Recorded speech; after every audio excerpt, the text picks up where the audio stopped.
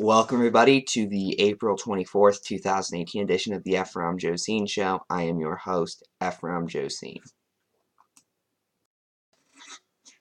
Let's start off by continuing where we left off yesterday. On yesterday's show, we covered Senator Sanders' plan to use infrastructure in order to create more jobs for Americans, and the Daily Wire's pathetic attempt to debunk the plan, which came down to nothing more than movie references and scary-sounding words. However, just before I started recording this episode, in fact, Louder with Crowder writer Corey Stallings wrote, "Bernie Sanders claims to have a plan to end unemployment completely."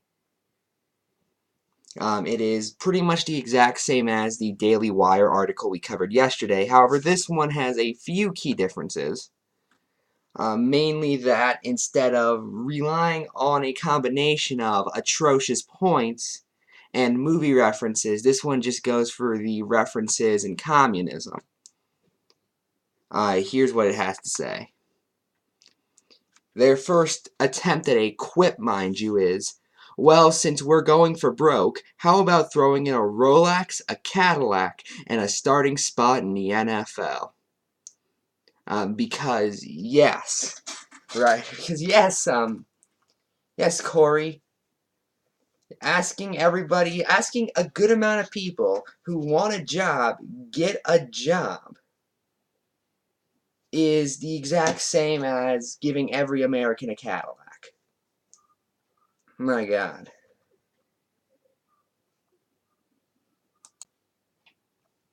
And then we go into the pathetic attempts at jokes, which basically replace any point anyone ever tries to make in a Steven Crowder article. "Yeah, that plan is a pretty tall order, to say the least. Little Bernard thinks he can reach into his magic bag and pull out an infinite number of jobs. That strategy works if you're a North Pole-dwelling, pudgy fellow in red. So yesterday it was the Hunger Games, now it's Santa Claus.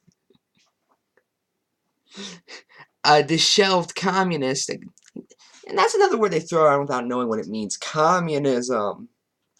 "Point to me the time Bernie Sanders actively said it will be illegal for you to make profit. If you can show me him introducing that legislation, then I will say, okay, you're right, he's a communist. You have, however, not done that, Stephen. Or proven that, I should say." Here's an attempt to smear Senator Sanders. "On the other hand, Bernie himself knows a thing or two about unemployment. You know, seeing as he was a jobless bum until he was 40, maybe he would be the one to fix unemployment since he has so much experience in the matter. May I point out that the people over at Louder with Crowder are the only ones I know who bring up unemployment when you're trying to get more people employed. Bernie Sanders is actively saying, I'm not going to let people be in the same scenario I was. I'm going to make it so if they want a job, they can actually get one fairly easily." Which is what we had during the golden age of economic expansion, mainly seen through around the late 40s to about the mid to late 70s.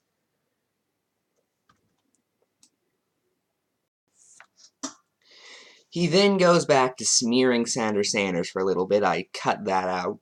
However, the last quote I'd like to address is this.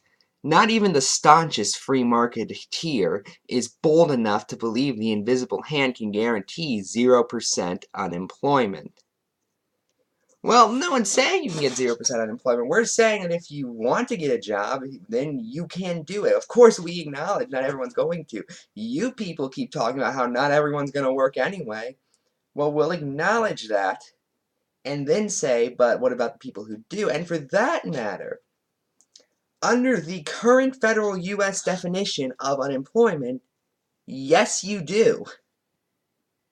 Because, as of right now, the definition of someone who is unemployed is specifically tied to whether or not they're receiving unemployment benefits. Once they drop out of the economy, or if they ever become underemployed, then, well, they're not counted for unemployment statistics. This is something that your very president, may I remind you, talked about on the campaign trail, about how misleading unemployment statistics are. I recall him even saying something along the lines of, when it's 5%, that can really mean upwards of about 40%. Now, of course, it's nowhere that exaggerated. However, that is one of the few times where Donald Trump actually had a point.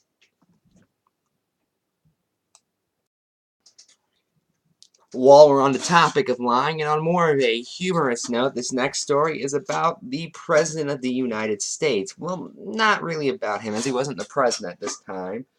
You see, Donald Trump used to call into Forbes and actively pretend to be somebody else to talk about how rich he was. Did I mention he was in his 40s when he did this? Yes, in the 1980s, the president claimed things like he had $1 billion to get on the Forbes 500 list, or 400 list, my bad, when in reality his actual wealth at the time was about 200 million. Nothing to particularly scoff at, mind you. However, still, it's one of those things you just kind of feel confused when somebody lies about. You already have $200 million. You have to say you have 5 times more than that. Because you're a rampant egomaniac at that point. Another example is in 1982, where he got Forbes to list that he had $100 million when his actual worth was $5 million. Again, $5 million is a pretty good sum of money. It's more than I'll ever have in my lifetime. However, it's just lying about having 20 times more than you actually do is the kind of thing a, again, rampant egotist does. But I just figured that was worth a laugh, honestly.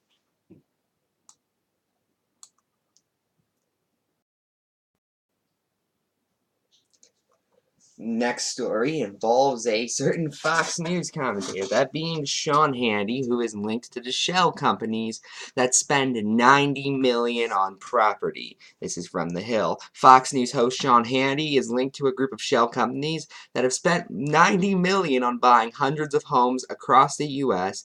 through the help of foreclosures and the Department of Housing and Urban Development. More than 870 homes in 7 different states have been purchased over the past decade, ranging from large mansions to rentals for low-income families, according to the newspaper, that being The Guardian.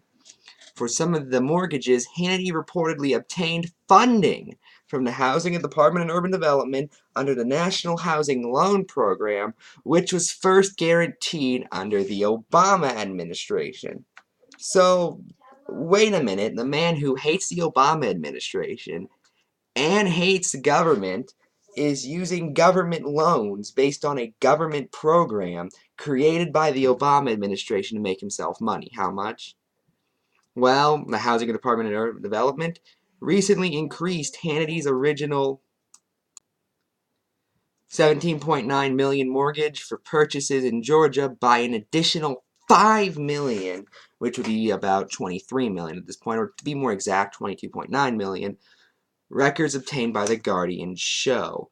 Hannity did not disclose his cooperation with the department when he had the HUD Secretary Ben Carson on his show last June. During that segment, Hannity railed against the state of public housing and praised Carson, telling him, "You've done a good job." So he meets with the department. He meets with the head of the Department of Housing and Urban Development. He makes money off of programs by the Housing and Department of Urban Development, but no conflict of interest there. And for that matter, isn't Sean the exact same guy who, rightfully, mind you, got into the case of George Stephanopoulos because he was such a major donor to the Clinton Foundation and still tried to say he was neutral when it came to Hillary Clinton? But I guess this is fine for him to not disclose the fact that he takes loans from the government while he has the head of Housing and Urban Development, Ben Carson, on his Fox News program. If you can find me a more clear conflict of interest, then I would be surprised, honestly. But what do you expect? Fox News has been a group of essentially the shadiest people for years. They've had ties with the Republican Party for several years now, and have actively been promoted by the President of the United States. As has been reported several times, President Donald Trump is a fan of Fox News, specifically Hannity, and to a lesser extent Fox and Friends, and even O'Reilly back when he was on the network, to the point where he commonly tweeted things that were just echoed on those programs. Well, I think that wraps up today's edition of the Ephrom Josine Show. I'm Ephrom, and good night.